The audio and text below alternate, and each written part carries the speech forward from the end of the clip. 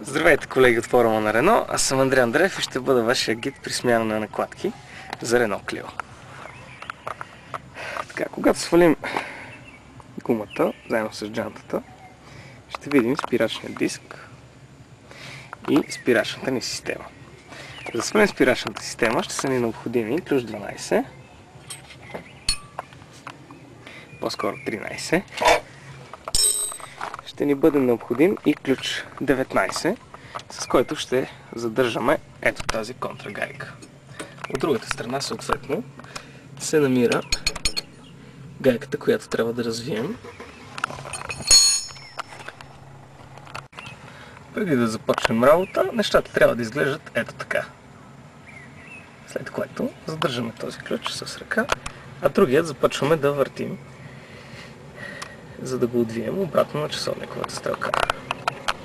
Когато отвъртим ето този болт, който държи спирачната система, виждаме, че тук има един малък шлаух. В него по принцип би трябвало да има грес, а не наличието на такава ще доведе до блокиране на системата и не на временното отделяне на накладките, когато е необходимо, при което те ще се износват по-бързо. Тук трябва това нещо да се извади и да се смаже вътрешността. Защо винтът, който извадих, има синя линейка? По принцип тези винтове са самоконтриращи се и когато се налага да използваме отново същите, е необходимо да си закупим такова лепило, специално за този случай.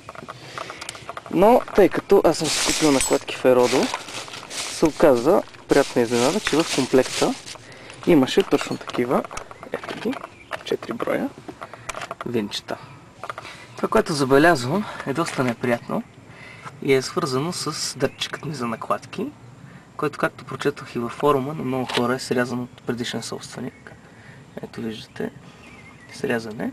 Затова ще ни трябва малко изолир банд, за да го възстановим. Това ще ви покажа след малко как съм го направил. А сега ще отвия и долният болт по същия начин, след което ще отделя спирачната система и ще ви покажа как се закрепят самите накладки. Ето как изглеждат нещата и по друг ъгъл. Оказва се, че е добре болтът да си седи в съединението, докато не отвием и долният болт, тъй като иначе спирачната система започва да се отделя и по-трудно ще се отвие. С това слагаме сега единия ключ, след това на контрагайката слагаме другия ключ. Но повтарям, размерите са 13 и 18. След което продължаваме работа. Свалихме спирачният апарат. Сега виждаме ето това нещо. Това е притискателен цилиндър, поне аз така го наричам.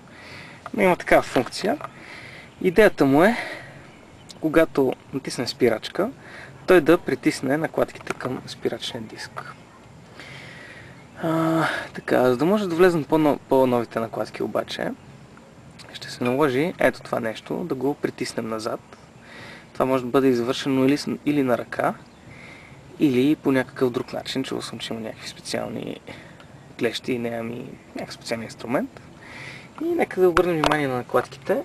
Виждате, те имат едни пружинки. Целта на тези пружинки е, когато контактуват с спирачната система, да намаляват вибрациите в накладките и по този начин винаги да ги държат на точното място, за да може винаги да пасват на диска, за да няма хлопане в спирачната система и такива неща. Колеги, има голяма трудност при прибирането на това нещо с ръце, поради което се изхитрих и използвах ето тези клещи, които разпъвах ето тук, докато не стигна до почти крайно положение на ето този цилиндър. Ето виждате, че този болт може да се извади от съединението и е доста добре да се смаже с грес. За целта съм си купил специална техническа бяла грес. Смятам, че ще свърши доста добра работа. Като вече сме намазали винта с грес и сме го прибрали, натискаме хубаво, за да може шлауха да захване отново винта, както е било преди това. Ще има малко по-светличко става. Така, след което правим същата операция отдолу и затваряме всичко.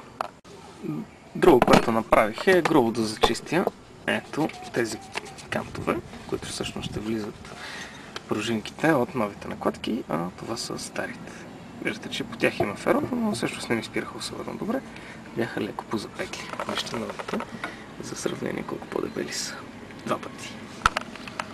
Да покажа как в кавички ремонтирах датчика. Ето виждате, директно направих съединението